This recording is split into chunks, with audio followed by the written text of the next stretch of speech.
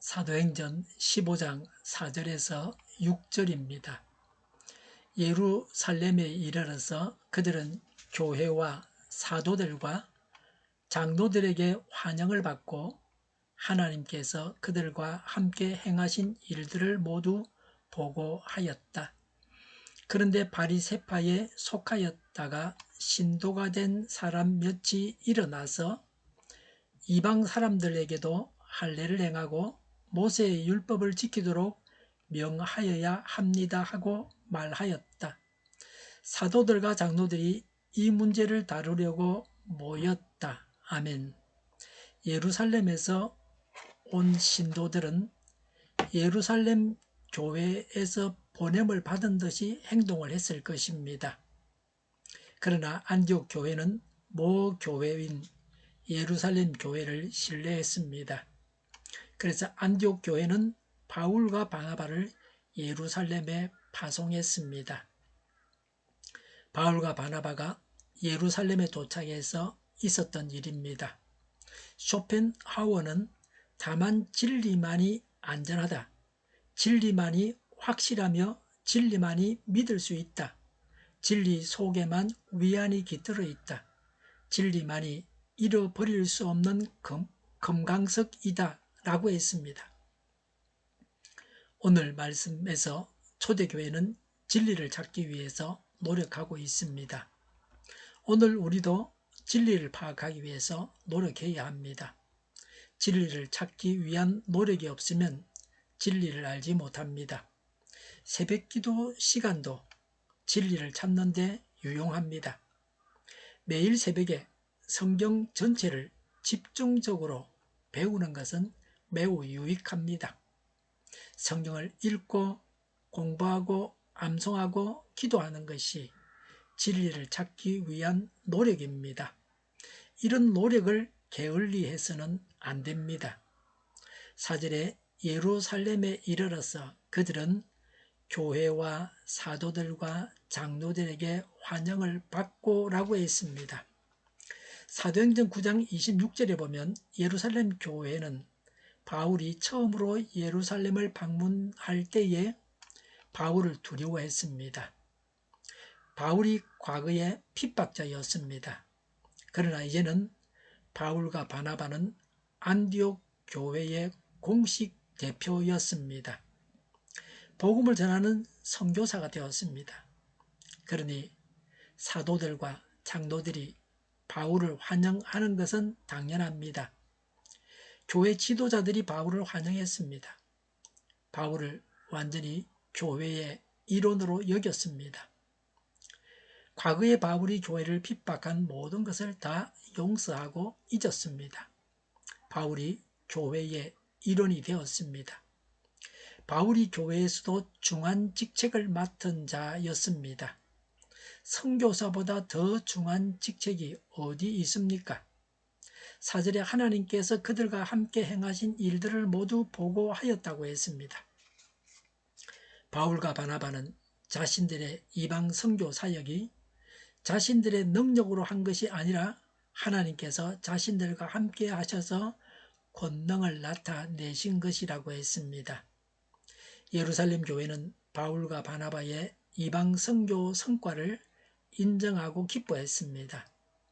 그러나 바울과 바나바는 영광을 자신들이 취하지 않았습니다.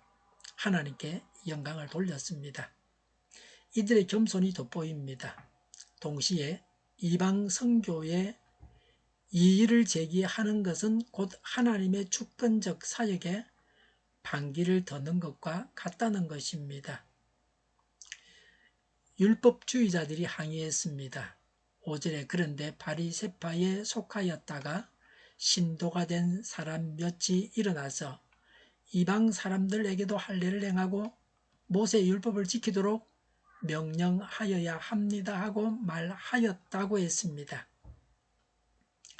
이들은 사도행전 15장 1절에서 언급된 어떤 사람들과 같은 종류의 사람들입니다.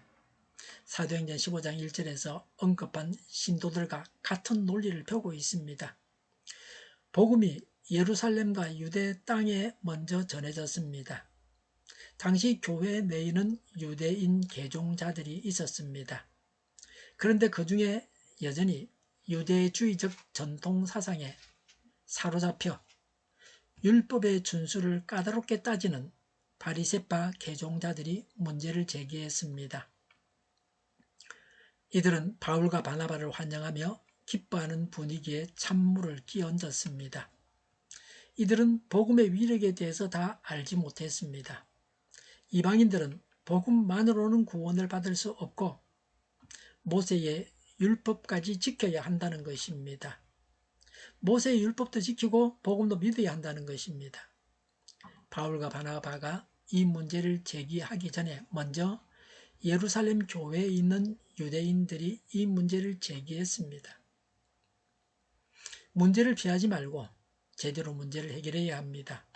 모두가 수긍할 수 있는 답변을 만들어야 합니다. 하나님의 뜻이 무엇인가 하는 것을 정확하게 밝혀내는 것은 더 중요한 일입니다.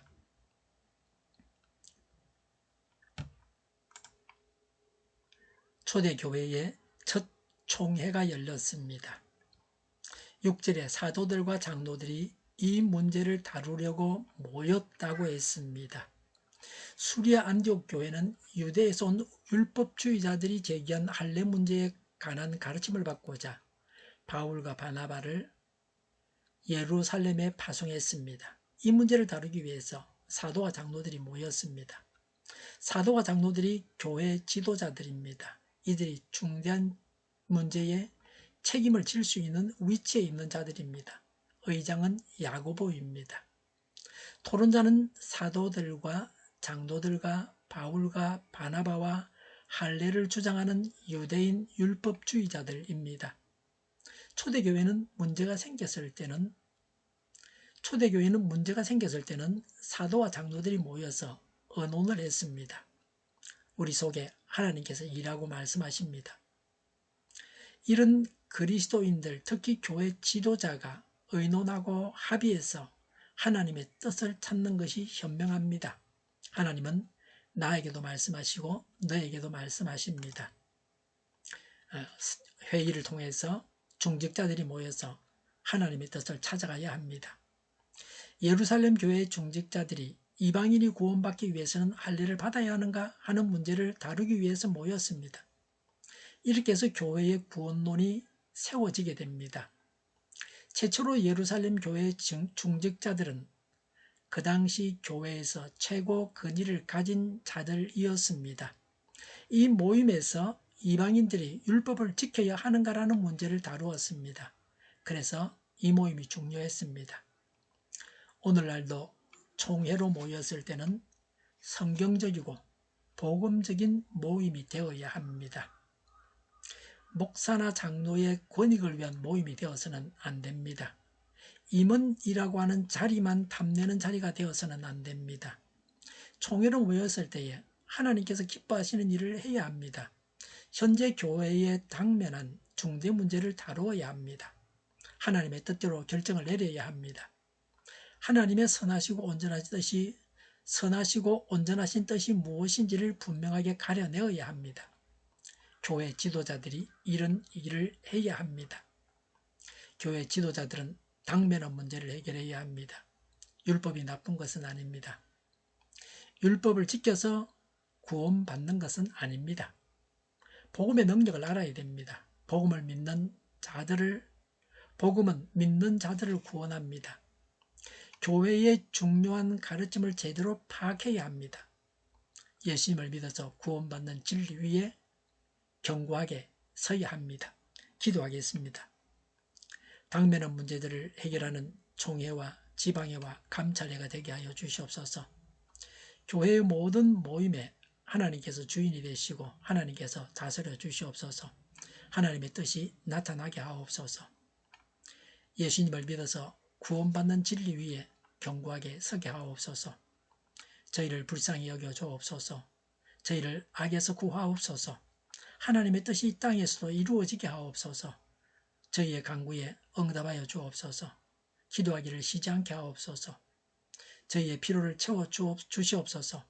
오늘도 차고 넘치는 복된 삶을 살게 하여 주시옵소서. 감사와 찬양을 주님께 돌려드리며 예수님의 이름으로 기도하옵나이다. 아멘.